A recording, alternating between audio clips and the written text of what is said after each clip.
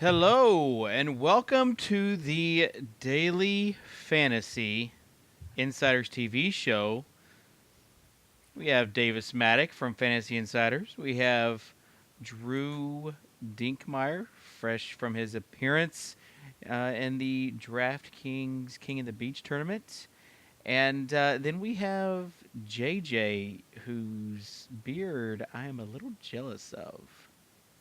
Yeah, man. So, we are going to be talking about football and stuff. I will let you guys take it away. What was that Bieber flip thing? Dude, it gets like in my eyes, and it's long enough that it like gets in my mouth and stuff now, so it just needs to be adjusted sometimes.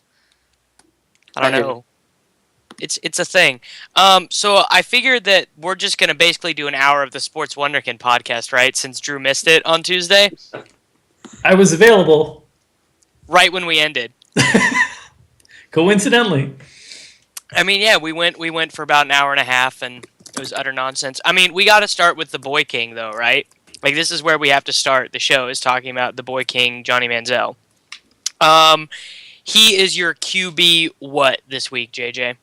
Just pure fantasy points. What range do you think he'd be in? I know rankings are dumb. They're so dumb. I'd probably put him in the 10 to 15 range. Okay. Drew? Yeah, 10. Probably 10. I mean, just to me, so this is where I'm at right now.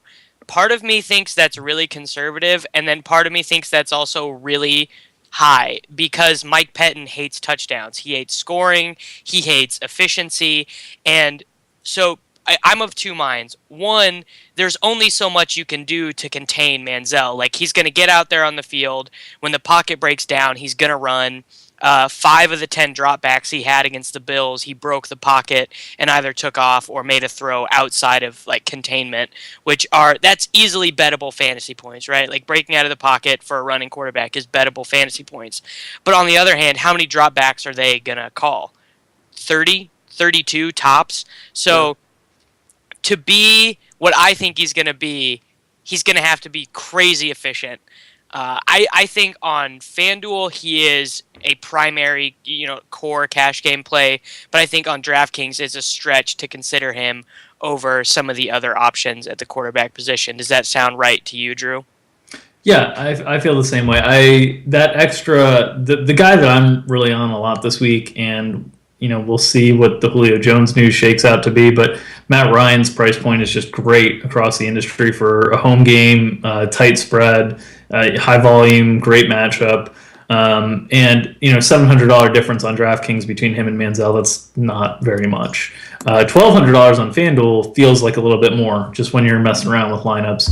I know from a percentage basis it's actually not that big of a difference, but it feels like a little bit more when you're constructing lineups. So I agree with you that for me he's more in playing cash games in FanDuel than he is on DraftKings.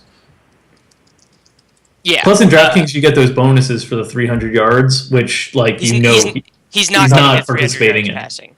Yeah. There is, however, and sounds ridiculous, like the 100-yard rushing bonus is in play because all he has to do is get one, right? But we get how many of those a season with quarterbacks? 2, 3? Right. Like, it's a lot less in play than a 300-yard passing game is for a quarterback. Yeah. It's not even close, actually. No, it's not at all. But I also think that I'm really just interested to see what happens and how they play call. And I also think that you're less dead on FanDuel with a mediocre quarterback game than you are on DraftKings because of the way quarterback scoring works there. Yeah. Like, last week, Drew Brees' teams theoretically could have cashed double-ups. Yeah, well, the rushing yards are also more valuable on FanDuel than they are on DraftKings. It's simply because the bonus of the 300 passing yards is a meaningful bonus. 3 points is a big deal. And the turnover penalty, I believe, on DraftKings is less than on FanDuel. Maybe it's the same. I'm not sure if FanDuel is -1 or -2 for interception, but I know DraftKings is -1. So I think the rushing value is a little bit more valuable on FanDuel than it is on DraftKings. I think, the reason that I would probably I think that I'm probably a little bit lower, well, definitely lower than Davis, maybe a little bit lower than Drew on Manziel is just, I mean, I think that we're excited about what he can do, but the matchup really isn't that great. Cincinnati obviously got torched last week against the Steelers, but the Steelers are crushing a lot of defenses this year. I mean, they were. I think Rich Rebar, right before we got on a little bit earlier, tweeted out that 4 of their last 6 games they haven't allowed 225 passing yards. I mean, that alone, I mean, clearly he's not going to be able to do a whole lot through the air.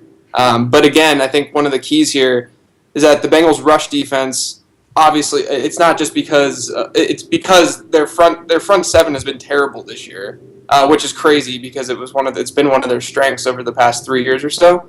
And they actually the only 2 mobile quarterbacks that they faced was Cam Newton when they went to overtime and he rushed for 100 yards, and Jake Locker, who rushed for 50 yards against them. So I think that's something to think about too. I think that his floor is a lot higher than people think. I might not see his ceiling necessarily as Also, high. it is worth noting, I don't know if he played or how much he played last week, but Vontaze Burfict is on season-ending IR, and that's something I really pay attention to is when a team's best linebacker goes out, that first week when that best linebacker is out, I think the way that they defend the run and the way that their pass rush work changes a lot. So that's always like a micro detail that I think ends up mattering, especially to running quarterbacks. Yeah. Yeah, and I just think from a lineup construction strategy this week, the cheap value at quarterback is immensely important because the high price running backs are just in great matchups. Yeah. And so you really want to save some salary cap to be able to attack those high price running backs. There's not as many obvious kind of value play fill-ins. We don't have a lot of replacement running backs from injuries. Maybe we get James Starks with the Eddie Lacy news, but that's still not a particularly great matchup. So I think this is a week that just construction-wise, the opportunity to take the value of a Manziel or a Matt Ryan or someone like that really helps you put together a more solid lineup.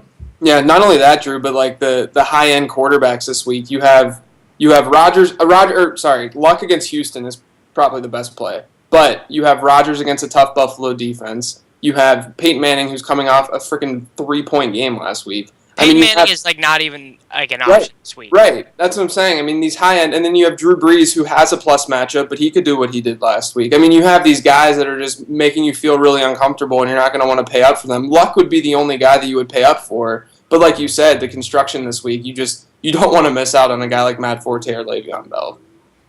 Yeah, I totally agree.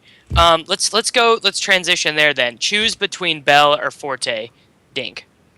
Bell. I mean, let's be real. The dude is averaging like 40 PPR points over the last 3 games. He has 711 scrimmage yards the last 3 games. Since they cut LeGarrette Blount, he's had, I think it's 32, 29, and 35 touches in the last 3 games. This is what Forte was early in the season for the Bears because they didn't have a backup running back and they were more committed to the run, and it's in a better offense than what Forte was earlier in the season, and Le'Veon's a better back than Forte is. So wow, I'm kind of surprised to hear you say not a that. hot take. But you are normally very irrational about Chicago players. What? I don't How am I irrational about Chicago How many players? times have you said Jimmy Bryant to me in the last month? Go look at Jimmy Bryant's stat okay, line. all right. And we'll talk about Marcus Wilson here in a little bit. I don't. Goat. So this is yes, he is. I don't know if you caught my film scouting report on. Oh, Marcus that's the Wilson. greatest thing. I enjoyed that thoroughly. Yes, yeah. It was a dark time for me. So my deal with this Saints-Bears game is that for cash games, you can point to all of these different things. The adjusted DVOAs of both the Bears and the Saints defense, Breeze's number coming off bad games, just all sorts of things. And you know what? I trust both of these teams 0.0%.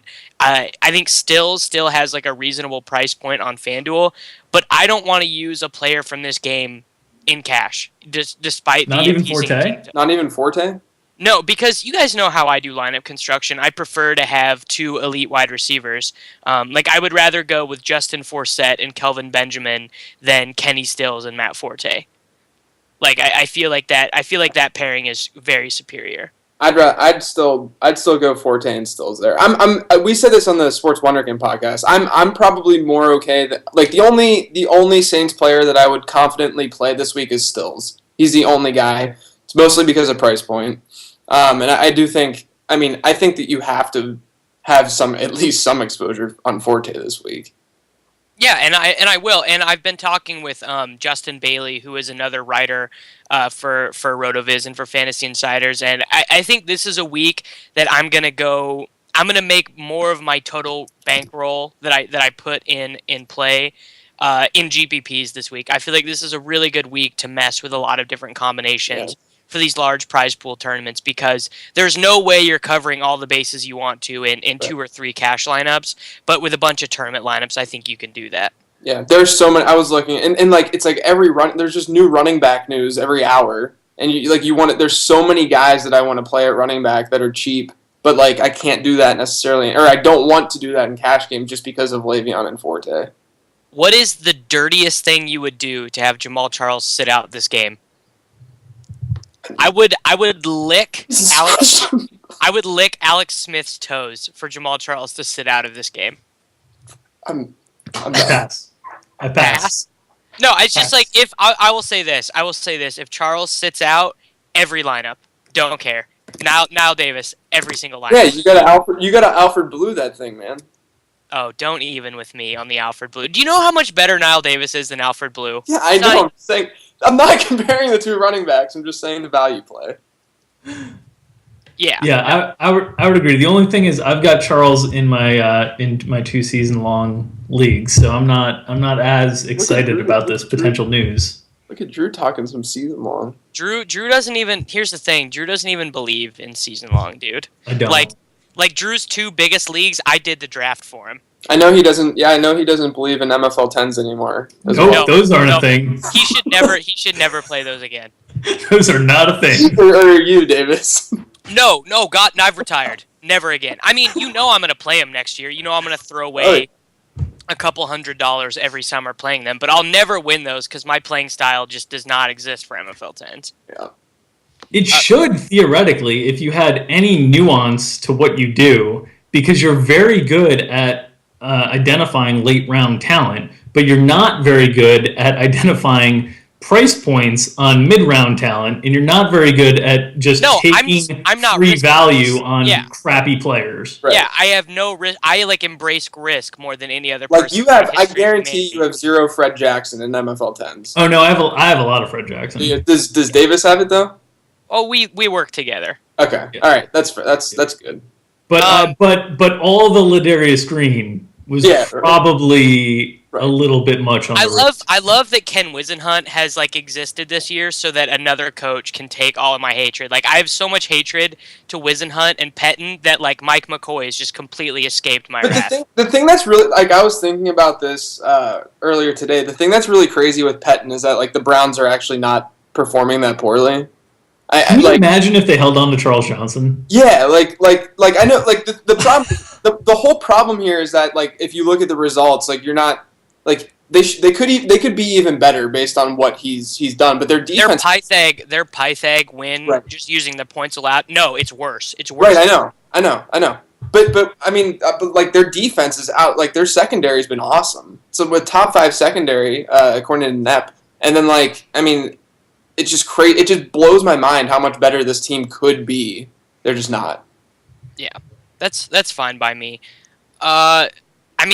Drew, imagine Charles Johnson as the 4th wide receiver for Green Bay instead of Jared Boykin, because that was a thing. I don't want to. I mean, thank God. Just thank God. Rodgers doesn't need anymore. I'm really hopeful that somebody shows Rodgers John Lester's contract and he thinks about playing baseball. That's my only out for the next 6 years. Yeah, dude, Rodgers is a Sith. He's Count Dooku. I had this whole conversation on Twitter today, and I don't understand how you Drew. You're a nerd. I know you. You're a nerd. I don't know how Star Wars doesn't appeal to you. It doesn't to me either. All right, I'm done. I'm considering hanging up right now, but instead I watched it when I was 8. I don't remember anything from it. I've never watched another version of it that's come out. Same. All right. Well, when I come down to crash the whole state of Florida, we're gonna watch Star Wars. All right. All right, mid-tier running backs. I wrote up Justin Forsett. He is my favorite mid-tier value, and the fact that I'm saying that disgusts me a little bit. But he's finally getting a little bit of goal work now. I think Rich Rebar from XN had a stat that like he hadn't got a carry inside the 5 since like week 6 or something like that, and then he finally got a couple cracks at the goal line last week. And I mean, this is just a great matchup for them because both the Harbaugh brothers don't like to score points, so once they get up 14-0 over the Jaguars, it's going to be lots of Forsett. Yeah, I like Forsett. Yeah, I think Forsett and McCoy are the two guys, and it just depends on what site you're playing on. Like, if you're on DraftKings, McCoy is way cheaper than Forsett. LaShawn McCoy doesn't exist to me anymore. Well, How many times does he have to suck? I don't know. Apparently just once against Carolina, because that's really what everybody remembers. Yeah, I mean, and last week was one of the toughest matchups you can imagine right now. He's averaging 11 FanDuel points per game. Justin Forsett is averaging 15.4. I like Forsett more. Yeah, on FanDuel, I like Forsett more as well. Yeah. Okay. All right. On DraftKings, though, 6,600 versus like 7,800. That's a huge gap. It's a big jump. What about Crowell this week with Manziel? What are your thoughts on that, Drew? I mean, it's a tournament thing for me. Like, it's an equal timeshare with Terrence West, like in every sense of the word, except Crowell's been converting red zone opportunities into touchdowns, so it looks like it's not. From a fantasy perspective. So that annoys me more than anything. And like, if I'm going to play around at that level, I'd rather play around with, I don't know, like a Latavius Murray or somebody that I know is going to get all the carries and has a similarly friendly matchup. Yeah, maybe the team total isn't as great, but I'm going to make up for that with carries and opportunities. Or like take, my 8 PPR points from Fred Jackson on a PPR site because he's just going to get all the catches in the world. Oh, yeah. He's going to catch 49 passes this week. I literally thought there was a point. Going to catch 49? There was a point last week that I thought he was going to have like 12 catches for 22 yards. Like, I thought that was going to happen. I thought it was going to be the greatest PPR running back day in the history of PPR. I'll tell you what, nothing in the world would make Michael Leone happier. He loves Fred Jackson so much. I do too. I'm obsessed with Fred. Like, I think Fred Jackson's a great play this week. Kind of right below the McCoy tier is I like Joique Bell this week as well against Minnesota. He's like, I don't think people realize, like, he's been the fourth and the third best running back the past 2 weeks in weekly scoring. And he finishes an RB1 4 weeks ago as well. So he's getting volume. He has 19, 23, and 18 carries the last 3 weeks. Minnesota's rush defense sucks. I could see him definitely scoring a touchdown this week and pretty easily returning value on DraftKings at least. He's only 5,900. I think he's 7,500 on FanDuel. I probably wouldn't touch that. But let's talk about Davis's favorite play on DraftKings, Steven Jackson at 3,800. I don't. Why would you even besmirch my name? I can't imagine a scenario where you're clicking like submitting lineups and you're like, yeah, I'm gonna diversify some tournaments, but can I really play him instead of Latavius Murray? Right. Like, what's the reasonable upside that he like stumbles into 3? Well, in tournaments, there's no upside, but he has had double-digit fantasy points on DraftKings in 5 of the last 6 games. Yeah, it's really weird because he's getting better as the season goes on, but he's like 85 years old, and the opposite should be happening. But yeah, he's actually been really good. The Steelers' defense is terrible. I would never, ever, ever play Steven Jackson over Latavius Murray, but I think that's the advice you just gave, fella. No, it's not even close. Not even close. He's 3. I'm not saying I don't think I'd do it either, but I see the argument for the floor being a bit safer for Jackson in cash games, and the price is $200 cheaper. I'm not gonna argue that. I wouldn't say that's a donkey play, but like it's just a play I would never make. I would never do it. Like, Kansas City's run defense sucks so... Like, Kansas City is worse than Pittsburgh on defense right now. Like, they have fallen from like a top 10 like rush defense to like bottom. Oh no, they haven't been top 10 at all. Like they've been crappy all year. Just nobody scored touchdowns. No one scored a touchdown on them. Yeah. But the other part of that is like, I mean, the team total for Oakland's 15.5. Right. So Yeah, and so he's going to score 2 touchdowns He's- and then kick an extra point. No, listen. This is what's going to happen. And a half. Going to score 2 rushing touchdowns, score 2 rushing conversions, 2-point conversions, and then get them over their team total. I mean, he had 4 for 112 and 2. I don't know if people time like. they played. I was looking at his numbers again today when I was writing him up. If that dude went to an SEC school, he would have been like a 2nd-round draft pick. Like he has a 121 speed score, which is like what Niall Davis has. So he's just so good, and I'm just, man, the Raiders are really bad at identifying talent, like really horrendously bad at identifying Or talent. just playing it. Well, Also, yeah. and identifying, but And identifying it. So what is the plan with? Are there any like super punt running backs that you guys like? I got one, and I probably only will do this in tournaments, but I think people are probably going to play the narrative street Chris Johnson in tournaments, So, and I'll go the other way, Chris Ivory. yes, I love that. In tournaments. He dominates the red zone opportunities for that backfield, and Tennessee's just so bad, and that game's not going to get away from him. It's going to be favorable game script. Tennessee gives up 30 rush attempts per game, which is the most in the league. The Jets are probably going to pile up 35 rushing attempts in this game, somewhere around there. And even if it's an even split, you're looking at high teens carries for those guys, with Ivory getting the goal line work. So like I said, the way I'm constructing lineups, this will probably be more of a tournament lineup that I'm putting together for me, because I'm spending big at the running back position, but I think Ivory's a pretty cool punt. Yeah. There's a difference between Narrative Street and then Chris Johnson on Narrative Street, because Chris Johnson is never motivated for anything. Well, what if he is, like, for this one time? Can you imagine what he would do? He can't. The problem is that he can't sustain it because he's such an asshole. Like that would be the main issue, is that like he's literally such like a terrible person that like I just don't see a way in which he sustains it over an entire game. I do want to throw out also on DraftKings, I don't mind LeGarrette Blount's value at 4,400 this week against Miami. Miami struggled. I think he's a high floor guy. They've given up, I think it's 560 rushing yards the last 3 games. Yeah. And he's getting the majority of touches in that backfield. Yeah. So I'd like him more. Until I'd like he's him not, more on though. FanDuel than I would on DraftKings, just because of the PPR. Yeah. But I don't. The price tag on DraftKings is playable. The other guy I'm going to throw out there, and I think this is going to be more of a tournament thing, and I might do it on some Thursday night lineups, because I think this is starting to pick up a little bit of steam in the media. But I think Jeremy Hill is going to get the full workload. No, Yeah. like Gio Bernard said today, like Hill is the guy, and I'm gonna do what I can. Yeah, so that price tag on Hill is not for a full workload, and Cleveland's run defense has been pretty bad most of the season, so I think I'll use Hill on some tournament teams as well. yeah, I love Hill this week. Yeah, I got no problem with that. I think he is a really good player. You guys ready to talk about the best position, the only position that Hey. even matters? Can Kicker? I interrupt for a second? Yeah. Did you see what I posted in chat? Skype chat? I'm not in chat because I'm too afraid to type on my keyboard. Chris Ins- Johnson touching. Insiders TV chat.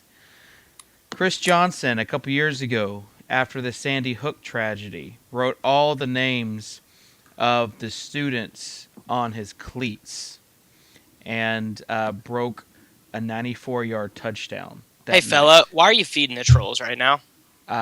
Because Drew said that he's never. Would you say, Drew? He's never. I didn't say that. JJ said Or that. JJ. I said he's never motivated. Motivated. Okay. I guess you just proved me wrong, Kitchen. So. No, he didn't. No, don't. Don't. Dude, it literally, Davis. Yeah, and you know what? If he doesn't break that 94-yard touchdown run, we completely forget that ever happened, and we just say that No, he tried hard. It was touching. The real problem is that you called him an asshole. Yep. And he. Oh wow! Oh, super hot take that Chris Johnson is an asshole. Sorry, guys. Well. He don't even be on the field, so I guess how can he be an asshole? Don't even be in the game. Don't even be in the game. How would I know who the quarterback is? Okay. Well, if you guys are done ignoring stats, I'll be done. Oh, as well. good stat, good metric, David. Enjoy your stats. Yeah, I will enjoy that. Tell us more about Zach Stacy. Davis, you do not want to start with me. Are you grumpy? Are you grumpy today, David? No, you just don't want to start with me. You're right, I don't. Okay, let's do this. Let's do it. Can we please talk about Marcus Wilson? 100% of lineups or 100% of lineups or entering more games just so you can play Marcus Wilson's price tag more. Like, I don't know. How do you construct a lineup without him? Because, like, everything I do, all the decisions I'm making are reliant on having a slot filled in for the minimum. I don't know. Like, am I going overboard, Drew? I don't think he's a must play, but I think he's a very good play. Like this is not Alfred Blue at 3K. This is still a wide receiver who's probably going to be fourth on his team in targets this week. But it's a very talented young wide receiver in a very favorable matchup in a game that projects to have very favorable game script. So I'm going to take my shots with him. He'll probably be in most of my cash game lineups, but I wouldn't go out on a limb and say that you can't make a good lineup without including him. I don't think that's the case this week. Yeah, I think a big thing is what I mentioned earlier with all this running back news. Like, I think that you're able to slot in a pretty cheap running back this week, and like we said, you're probably going to play a cheap quarterback to the point where, like, I don't think you need to force it. I'm playing him in a hefty amount of my cash game lineups, but and I think it's a smart play. But like Drew said, I don't think that like what would you do if this wasn't the matchup? Like, what would you do if this was just a very average matchup for Marcus Wilson? Would you be playing him in every cash lineup this week? Yeah? Yeah. Yeah, Because I think a part of the allure for me, obviously, his price point's there, but I think just a lot of it is just that the matchup is phenomenal. I mean, like you can tear apart the Saints secondary. Keenan Lewis might take Alshon. Like, who can cover anyone on the Bears in the Saints secondary? I think that's a key reason that you should have really high ownership with Keep Wilson. in mind they've benched some of their starters on defense as a way to send a message. So even if those starters are terrible, it's throwing the whole unit into a lack of continuity. Yeah, right. I mean, the defense is terrible. The whole entire I mean, that's the rush defense is worse than the pass defense. The pass defense ranks 31st on number fire, and the rush defense ranks 32nd for what it's worth.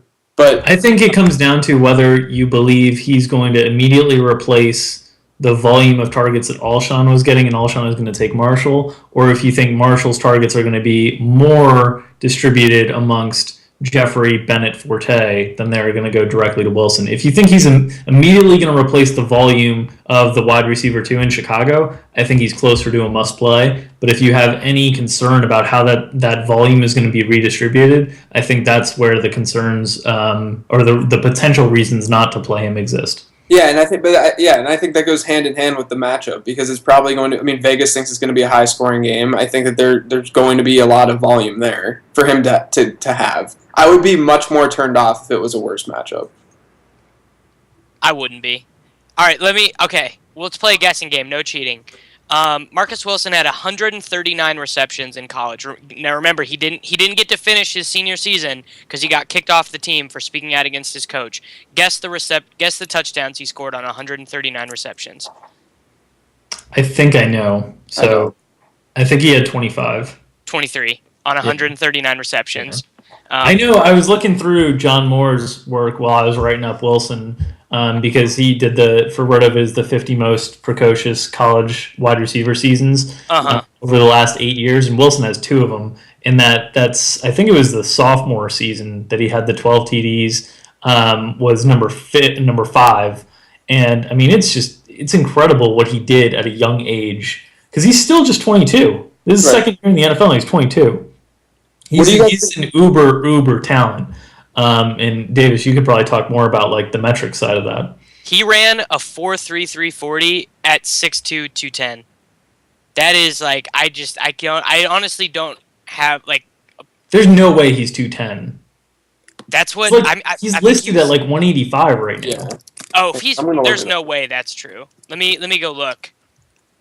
I'll pull up his NFL Draft Scout right now.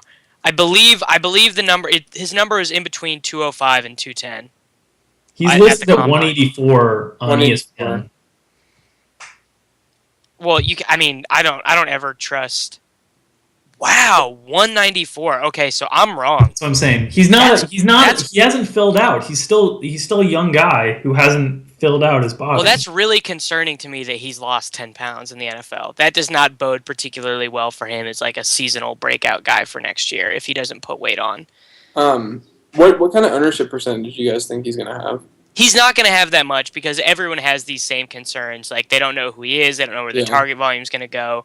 But I think on DraftKings, I don't think it's a necessary play at all. Like, I wouldn't put him in must play there. But on FanDuel, so rarely are we given a wide receiver underneath 6,000 who is playable, much less who's legitimately minimum salary and who's playable. Right. Like, even if he sees 6 targets, he's probably going to end up with in between 8 or 12 FanDuel points, which is fine by me. The other thing is, I think the mid-tier wide receiver section is a little bit thin on FanDuel this week in terms of the number of options. And I don't think a lot of people, just from a lineup construction strategy, are going to want to play Colston and Stills together. I think they're going to pick between one of those two.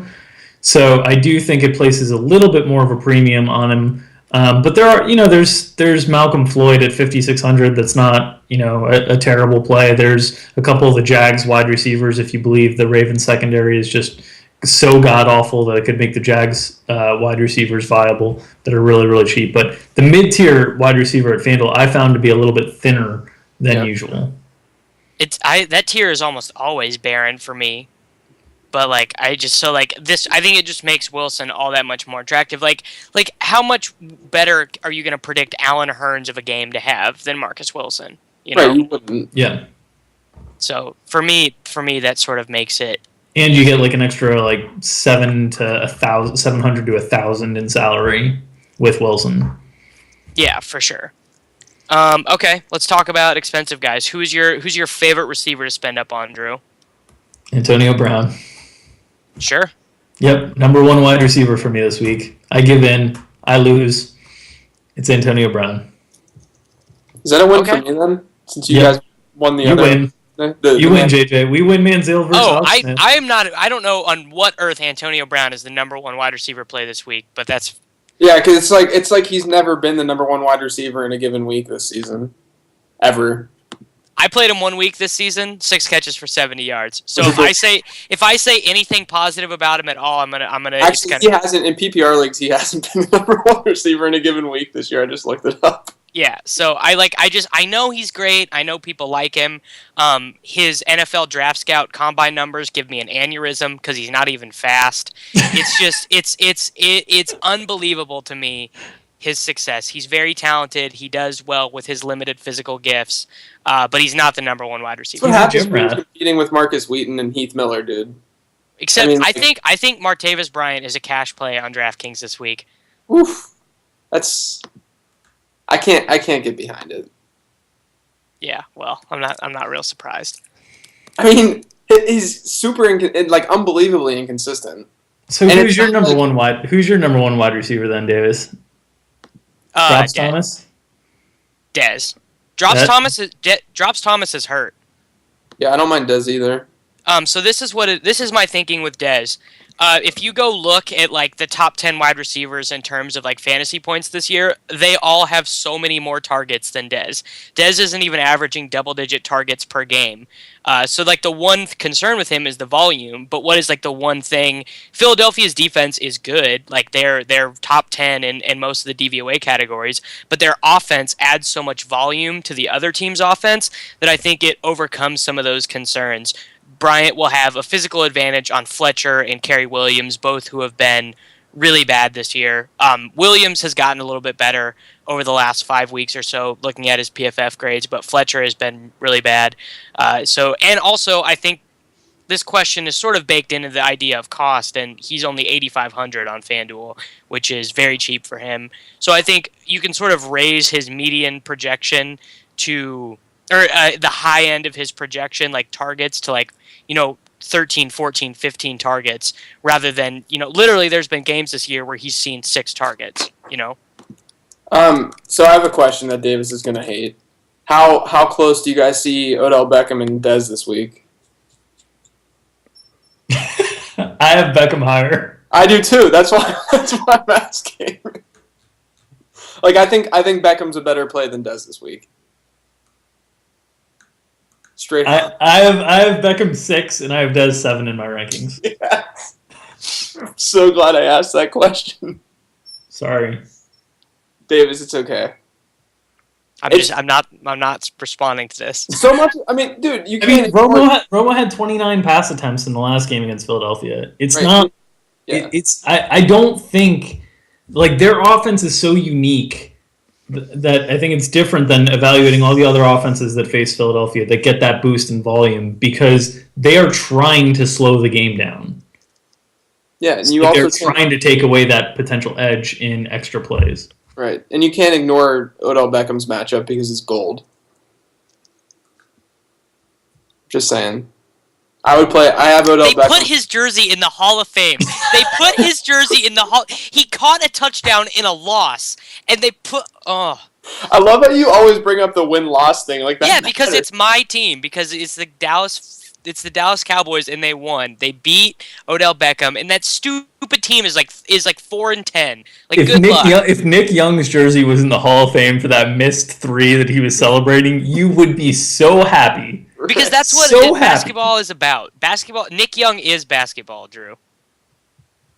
So I don't understand. What about so here's a question that I've seen a lot of people talk about this week is how you're handling Alshon if you're using Marcus Wilson in so many lineups. I think you can play them both because what you need from Wilson is so minimal, and no one would deny that Alshon is in a good spot or that he has the ability to beat Keenan Lewis.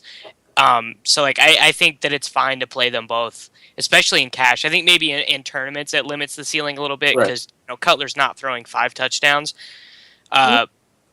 Maybe the Saints are really bad, but I definitely think that in cash, like I don't have a real problem with it. Like I put in my article this week, I think that Beckham and Dez Bryant and Demaryius Thomas, if we get a report on his health, and Antonio Brown and Jordy Nelson, and to me they're all very good plays, and that's why I want to play so many GPPs this week. Word. Figured I'd ask. And I just vomited in my mouth putting Beckham in that tier of players. He's killing it. You can't deny it. Of those guys, Davis, who do you feel the best about getting the most targets this week of that group? I think if Lacey sits, I might feel the best about Jordy. I can see that. Because I have Jordy higher than those guys, so I would agree with that.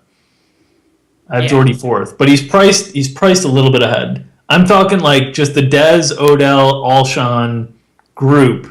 Like, they're all priced within 100 of one another. I feel most confident in Beckham getting the most targets of that group. Yeah, I don't feel that confident in his target load. Why? Coughlin, Giants. He doesn't want to. 11, 9, 13, 11, 8, 15. That's his target totals over the last 6 weeks. Yeah, and to me, like, the fact that they're still running Ruben Randall out there, like there was the report from not this game, but the game before, where, everyone jumped on him in cash games, and then he did nothing in the second half of that game because they were trying to force feed Randall. Like, I don't. Randall's got 10 targets the last 3 weeks. They're taking him out. That's the thing that I noticed that I'm more comfortable when we get to tight end with Larry Donnell as like a value play because it seems like they've cut Randall completely out, and it's basically just ODB as a strong primary, and then Donnell as a secondary option, particularly a primary option in the red zone, and then the other guys are just scraps. They're all leftovers.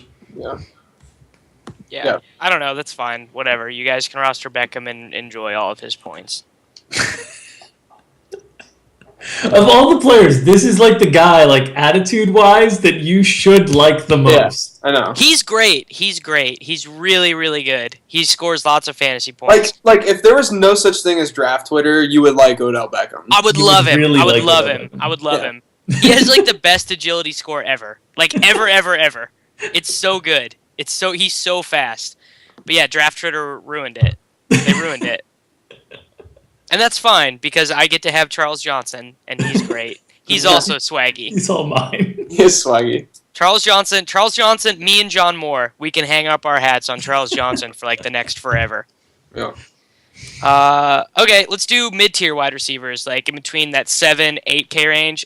Here's someone who we should be talking about way more. Jeremy Maclin.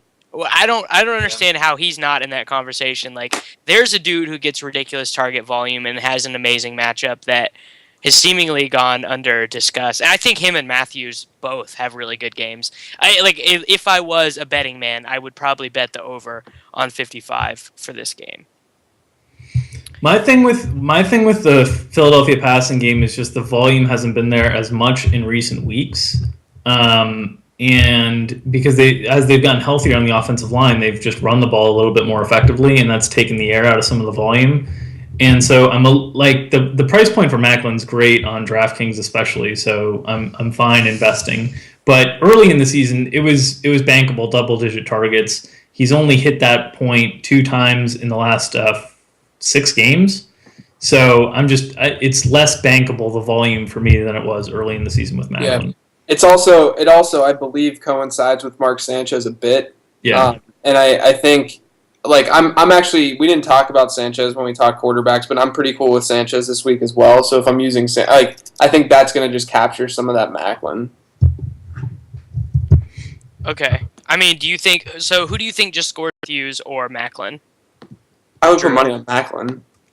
Drew? Yeah, I'd wager on Macklin. I think I'd be getting 2 more targets a game there with Macklin. But I think I'd still rather have that group Roddy White. Like, they're all priced sort of in that same area. I don't mind Mike Evans this week at his price point. His tag on DraftKings is silly. Yeah, exactly. It's 6.6, I think. I'm really cool with Evans this week. I don't know what that Carolina defense was last week. I don't know if it was a thing or if it was the ineptness of the Saints offense. But that's the only thing that's making me a little bit turned off. But at the same time, he's going to get volume. I think he's a safe play. There should have been an entire counseling session in the Bahamas for anyone who rostered Saints, going on like everybody was just walking around looking like zombies. Like, what is happening? Yeah, and I sat there. I faded Jonathan Stewart, thinking, man, this is the easiest tournament fade of my life. Like, he's going to be heavily owned. The game script's going to get out of control. They use Tolbert a lot for blocking situations. Like, he's going to get his 60 yards and be off the field. Right. And I thought I was a genius. And then you got that 60 yards in one play. And then next thing I know, it's 28-3, and I'm like, this is the worst possible scenario I could have ever envisioned. That game was so ridiculous. But yeah, I would still pretty confidently play Mike Evans this week. So he's kind of in that range for me. Oh yeah. Oh yeah. Oh yeah. There we go. There's a conversation. Now we're in the wheelhouse. now I'm awake. I'm back. He's gonna have the best rookie season since Randy Moss. He's not gonna score 17 touchdowns, but he's gonna get to double-digit touchdowns, 1,200 yards. Yeah, Do you consider Evans a cash play, Drew? On DraftKings, yeah. Not on 6,600 on DraftKings. I don't mind it on FanDuel, but he's only 300 from I'm a couple hundred away from that tier we were just talking about before, and I'd rather just invest in that tier. So I don't mind that at all. The guy I want to get your guys' take on, because I keep going back and forth on the impact of the potential extra volume versus the matchup with Vontae Davis, and that's DeAndre Hopkins. The price is still pretty nice for his talent level, his upside, the potential for this game script, but I can't really weigh the differences in the benefits versus the consequences of lining up against Vontae Davis the whole game if Andre Johnson is out versus the extra potential opportunities. It makes him not a cash play. You think so? Vontae Davis is really good. And, oh my God, I don't know how many times I've been burned by saying this, but I know really talented wide receivers are really talented wide receivers, and they can still have really good games, but I just prefer to go with paths of least resistance, like when Jordy Nelson had 97 million yards against Kyle Fuller, and I said... Who is now ranked 107 out of 113 in Pro Football Focus. Yeah, that was fun when he was good for a while.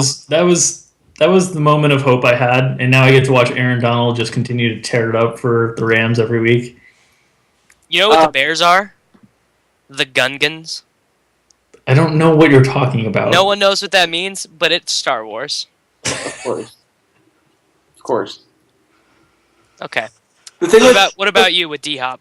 JJ? So the thing with Hopkins, I think it's just mostly like the way that my lineups have kind of been building out. Like I don't need a guy at his price range. I kind of understand why he would make sense, but if Davis is on him, I don't know how you could trust him in cash. Not only that, but I love DeAndre Hopkins. That was a great clip that I wish we could cut out. That's what I was thinking. I was like, if Davis is on him, he's not a cash play.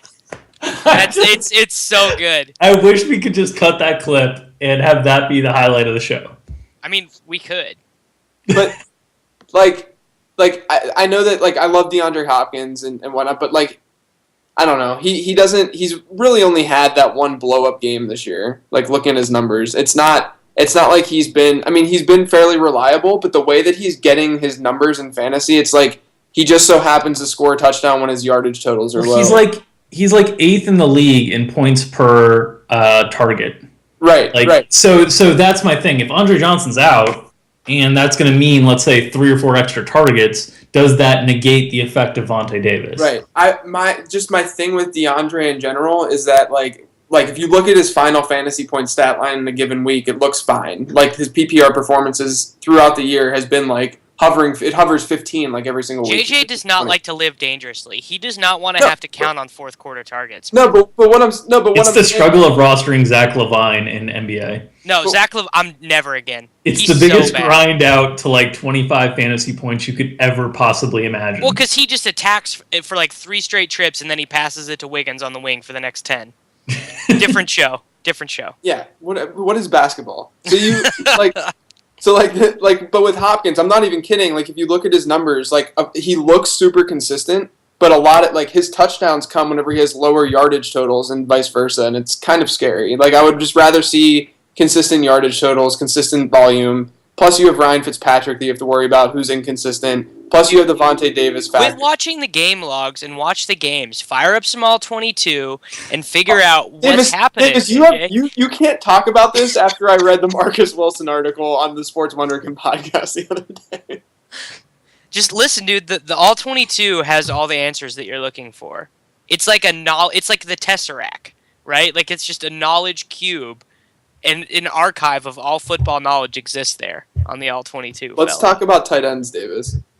That's just the shortest conversation of all time. Drunk. Here we go. I don't okay on DraftKings. I just don't get it. Why I don't get it. Why are when's people the last still time doing paying this? up for Gronk worked? Every week when you were rostering Delaney Walker and Jordan Reed and Larry Donnell. Nope. That week Delaney went 5-1, 55-1. It sure wasn't. Yeah.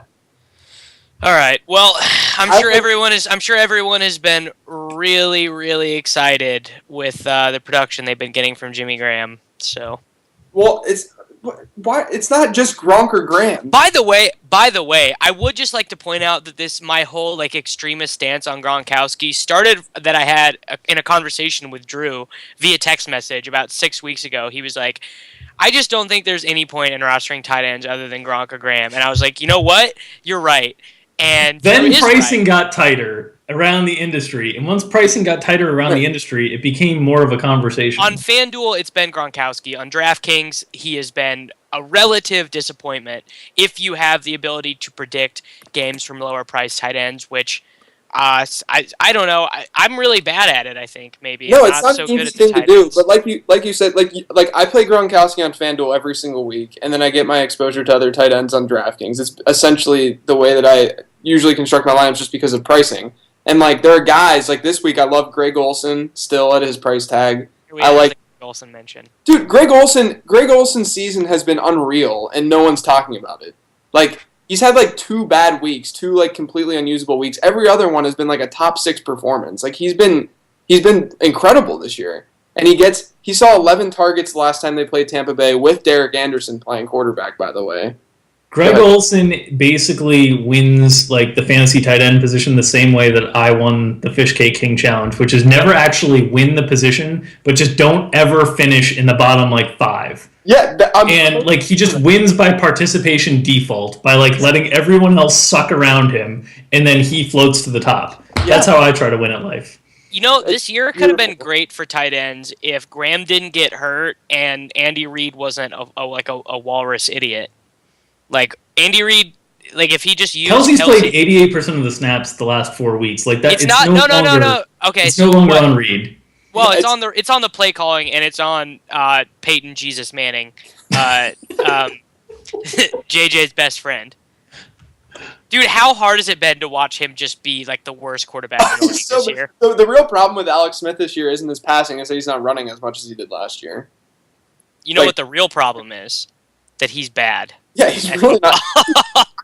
I never said that Alex Smith was a good quarterback. It was just from a fantasy perspective because he runs a football. He did last year. He ran for over 400 yards last year.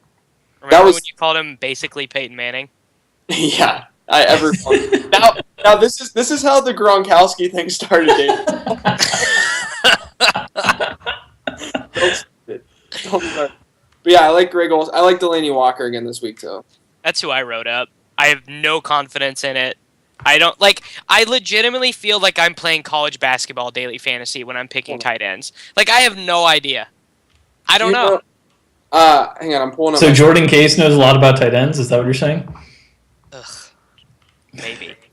So Delaney Walker with it's in my article. He averages like 5 targets a game, 47 yards, and like 0.6 touchdowns per game. With Jake Locker, he's averaged, I mean, it's a small sample and it's skewed a little bit by a big game, but he's averaged 17.2 fantasy points per game with Jake Locker, PPR. Yeah, small sample. I'm still like, I have PTSD of Delaney last week. Yeah, like, you have PTSD, but the first lineup you sent me this week has Jimmy Graham in it. So, like, I don't even know what you think PTSD is, Drew. Because I'm a Bears fan. Like, anybody, if it was against any other team, I'd be like, I'm done with Jimmy. But it's the freaking Bears. Like, they make any tight end look unbelievable. They've given up. Think about who's in their division, right? Like, who are the tight ends in their division, right? Richard No Rodgers, one. bro. There are none. It's like Andrew Quarles and like Eric Ebron. And they've given up like 10 touchdowns this year to tight ends, 11 touchdowns to tight ends. When like 4 of those are coming from Dooku just throwing out blast to Brandon Bostic, like it doesn't like legitimately could like a D3 college football player catch a touchdown if it was thrown from Rodgers? Probably. Like against Rodgers, the Bears, for sure. Yeah. So I think that if you want to play Jimmy Graham, you should just play Martellus Bennett instead, because as Rich Rebar pointed out, they're the same player. They're the same player. They're the same player. But then I have like a full-on Bears stack going. Is my problem. Just don't play Forte and don't play Alshon. Well, Yeah. I'm definitely playing Forte, so that's a problem. I don't just okay. So Jonathan Stewart ran for 120 yards. You're being stubborn. Jonathan Stewart did that. I was there. This is gonna make itself into a Fantasy Insiders montage later. By the way, that expression that you just made on your face. The Saints have allowed a top 20 running back in like every week, but 3 this year, and one of them was the top 20 is not cutting it with if you're going him and Bell. You need. No, I'm saying Davis. But Davis, I'm not comparing Matt Forte to what a regular, average, random sample top 20 running back would be. This is the fact that is a floor for an average running back against the Saints, and then you add in Matt Forte, and he's going to go. Think about the running backs in that division: Steven Jackson, like Doug Martin and Bobby Rainey, and whoever the hell else Tampa Bay throws out there. Jonathan Stewart and like D'Angelo. Like, think about the running backs in that division. They've made look decent.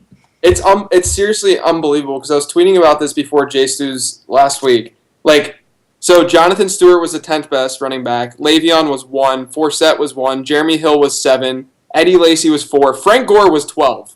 He was the 12th best running back against New Orleans this year. Frank Gore doesn't even have legs, and he was the 12th best running back. No, he really doesn't.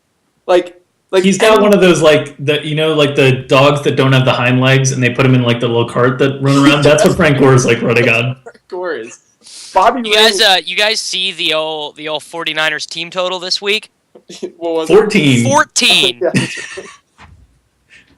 Oh, that Kaepernick bandwagon has just careened off the cliff. Remember when he was a cash game play? Oh my god. I thought he was going to be so good. I thought he was going to be I thought he was going to change the game. God he would change the game if it was just against the Packers every week. If he got to play a 16-game season against Don Capers. he should just rotate around the NFL as offensive coordinator, and then I can live in a world of Kaepernick touchdowns. Oh, That's insane. You know who is changing the league? Russell Wilson. Chip Kelly. Chip Kelly, yeah. Andrew Luck's adjusted yards per attempt is not changing the league, but that's not. Hold on, wait. Oh, I don't have a drink to do the Kermit tea sip. with your Arizona iced tea. Yeah, remember when Andrew Luck was trailing to the Browns and then threw a pick six, and so he had to lead a dramatic late comeback to overcome his own turnovers? Yeah, That was fun. that's what happens in that happens all the time. It happened in the playoff game last year. It's the same deal. That's Andrew Luck in a nutshell. But people only look at the heroics. So you guys back to Titan. You guys both like Delaney over like Larry Donnell and Jordan Reed. I do, yeah. I will not play Colt McCoy as tight end. That's What about Larry Donnell? Yeah, and I think I honestly, if I do, like on DraftKings, I'm just probably not going to play Gronkowski. So I think what I'm going to do is I'm just going to run out, because you know how like we normally talk about hedging lineups in terms of the different quarterbacks used. I think what I'm going to do is hedge lineups based off different tight ends. I can this dig week. that. And I think I'm just going to go with Luck. Luck has thrown at least 32 passes in like every game except the Jacksonville game. Wait, Remember you're gonna play Luck? Yeah. You're not gonna play money? Where did you come from? I thought. On What just happened? On DraftKings. So you're Yeah. not gonna play like Matt Ryan? No. There's no. You couldn't. No. Have you? He's Matt Ryan. Have you Yeah, tried he's to fine. construct a roster on DraftKings yet? Yes, I have. Like I have a Luck lineup that I'm just like messing around with, and I hate it. Yeah, Just I don't. because. Yes, the answer to all of your question is yes, I have. All right. Like Latavius is RB2. Latavius is probably RB1, knowing like Davis paying up for wide receivers. It's true. Davis has Andrew Luck, Latavius, Marcus Wilson's in there, and then He you're probably has Niall Davis in there, just like stubbornly. Yo, if you open you know how many Thursday teams I've created with Niall Davis already? Like I'm ready to take advantage of the low own percentage, fella. It's gonna be great. Are you guys playing tonight to fade the game? Yes, sir. Definitely. I think I'm gonna just enter a bunch of games on DraftKings, like just with like placeholders. Yeah, I want to throw it out there. Also, people are high on the Rams' defense. The Cardinals' offense has not been a favorable matchup for defenses this year in fantasy. The only defense that scored double-digit points against them was Seattle in Seattle. They're also so expensive that right. unless they do what they did to the Raiders, like I think I'll be fine. Right. Like not using them. Yeah. Here's a defense on that conversation. Here's a defense that I haven't heard like anybody else talk about, but I think is priced really favorably. Is the Patriots? Yeah, I have them in my cash lineups. Does I need to look more at what Tannehill does with turnovers. He doesn't. He strikes me as like a caretaker. He takes a ton of sacks. Yeah. Yes, that's factual. He doesn't turn the ball over a ton. And the Patriots have just had this murderer's row of offenses that they've played of late. Like it was like Indianapolis, Green Bay, Detroit, and like San Diego, and like just in Denver. Like those are the last 5 games. Like a bunch of the top offenses in the league, basically. And so their price points come down, way down. They're at home. The team total is not super low for Miami, but they're just it's like taking a chance on them or taking a chance on that Panthers defense doing what it did again last week, unless you are going to pay up at defense. How do you guys feel about the Chiefs, given Oakland struggles on the road? Carr doesn't take sacks and he doesn't turn the ball over. Like I'm scared of that because they're the cheapest option on FanDuel that I feel like okay about, like based on team total and stuff. But the matchup I don't really like for them, and I probably won't use them on like DraftKings. Like if I'm going to pay up, I'll probably just take the Ravens at 100 higher. But it's Jets. it's one of the few times where I'm like actually scared about using the defense based on how bad the defense has played. Whereas like I'm not like really the last 4 games Oakland's played on the road, every defense they've faced has been a top 5 defense in fantasy. So like and it makes sense that there would be like a legitimate home road split with a team like Oakland where you have an inexperienced quarterback and so on. But like the Chiefs defense just scares me. So I was kind of going back and forth with that. I think playing New England in cash is just a pretty safe bet. Panthers, Chiefs, Patriots. They're all like kind of priced Yeah, in the same area. The Panthers, no. This is I know. Like Drew's whole theory of like Antoine Kaysen being cut just changed. They just got rid of Antoine Kaysen, and Josh Norman's playing like a top 15 corner all of a sudden. That changes things. Yeah, but also. And McCown takes. Everyone but Drew and JJ, close your ears. No one listen to what I'm about to say. You have to come up with a reason why that is. You have to you would have to watch the film and see if Norman has actually been succeeding, like in what coverages and stuff he's been doing well. Stop it. It's true. I'm not gonna watch some film. No, God, no. You never should. You should make someone else do it. I don't. Football's so dumb, dude. Like, just in general, this is the stance you have to take with football. Because you're just reacting to everything in a small sample. So you have to be like, oh, that small sample doesn't concern me. Or we learned one thing from this one game that's like super important and we have to remember this forever. It's just mega tilting. Sure. I don't know. Like Tampa Bay's offense is got what upside to you? Like what are they scoring? Like 24? Mike Evans' 8 touchdown game. Doesn't happen. Dude, the Panthers defense is going to rally around the car accident. That's right. That's deep. That is some deep narrative street. I don't know if you heard, but God has the Panthers defense on his team. Yeah. God has Cam Newton on his fantasy team. And If I was God, I would want that beautiful, beautiful man on my fantasy team. That dude's smile could own the world. Did you guys see that picture of him right after he got out of the car wreck, just laying on the ground, smiling? It already owns your world. It does. It does. I love that dude. He's the best. Came through last week when no one was playing. Not a single human. Not a single human. He was owned by 3 people in the Bahamas final. Yeah. I mean, They were very rowdy early. Yeah, I can imagine. And then everyone else was so sad, and so they just left.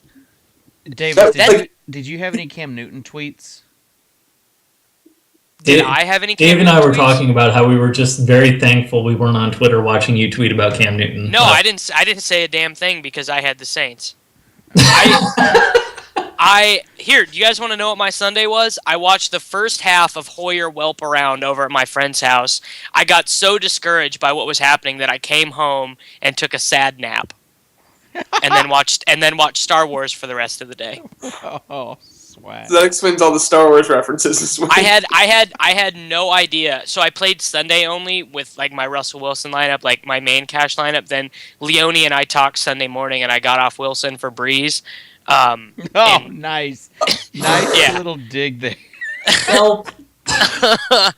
So yeah, I didn't even know that I'd won my Sunday onlys until I checked Monday morning, and I saw that I had more money in my account than I thought I did because Wilson, I think quadrupled Breeze's score. Yeah. Probably more than that. Yeah. No, he got a garbage touchdown there at the end. Russ was awesome. As he is wont to do. Remember when people thought Luck was better than him? That was a fun couple weeks. Your article was pretty good, but you didn't trust yourself. Like you do sometimes. You don't trust yourself. I almost never trust myself, actually, because it's been driven into my head that I make suboptimal decisions all the time by everyone, ever. Just, you don't make rational decisions all the time. Right. Difference. Right. Big difference. So, all right. That will do it for today's show. Thanks to JJ Zacharyson from Number Fire at Late Round QB. He also has the Living the Stream podcast. And Drew Dinkmeyer from Redo Experts does a daily fantasy rundown.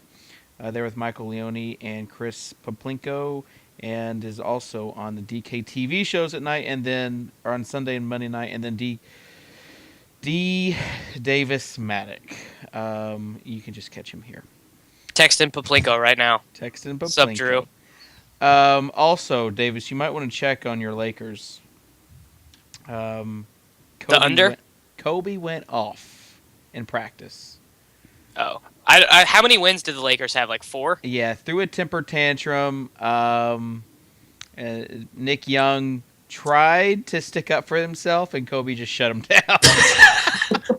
The chances of Kobe beating Nick Young in a physical confrontation, like if those two were to like legitimately like fist fight, I would have Nick Young at -2,000. Get out of here. So, Kobe was just talking just mad trash, and Nick Young says during the practice, "Nobody in the world can guard me one-on-one." Kobe responds, "You're going exactly where I want you to go." I don't know. It sounds like something an old bitter man would say. I don't know when they're just going to turn that team over to Swaggy. He's clearly the best embodiment of the Lakers organization on that roster right now. Watch some of the videos they're posting now on Deadspin. It's definitely entertaining. And also, I just posted a Throwback Thursday of when Ben and I were in high school, and Ben was like obsessed with wrestling, and our modern adaptation to a Shakespeare play was wrestling. He was just obsessed with wrestling you, Dave. Let's be honest. No, he was obsessed with wrestling his whole... Like, the way that he is about soccer and baseball is how he was about wrestling. He used to have the wrestling buddies. He would go to the events. He had all the DVD or VHS DVDs. He had blankets, Ultimate Warrior. I mean, he knew all the moves, like the real moves. He was... Dude, I was about that life for a little bit. Yeah. Were you chubby, too, back in the day? I was, yeah. Yeah, well... Yeah. See, I was always like skinny and athletic, and then I found Daily Fantasy, and now I'm just like fat and miserable. Story of my life. Try doing a combine. Story of my life. I mean, I'd still be faster than you. There's no way. Davis, come on, bro. I mean, you guys realize like I'm the only person in Daily Fantasy, I think, maybe Tommy, like athletic. I got paid to be athletic. I'm the only one. We're not even going to go here. What is going on right now? You don't. Davis is trying to rope us in, and we won't. So thanks for tuning in to the Insiders TV. Drew, 40-yard dash. Let's do this. Drew, you just need some wheels, because that's what Davis is talking about. I can't skateboard. I will lose that. Oh man, I would My love. skateboard lost all its I would wheels. actually love to see Davis sprint. It'd be like a little scooter, just. Does Davis know how to? I mean, it would be like awesome because he's so metrics minded, and then he would just like be miserable, and people would be like, yeah, but if my metrics were on Antonio Brown, he would definitely like win everything. I don't know why we didn't time 40s in the hotel in San Francisco. "Whoa." We should have.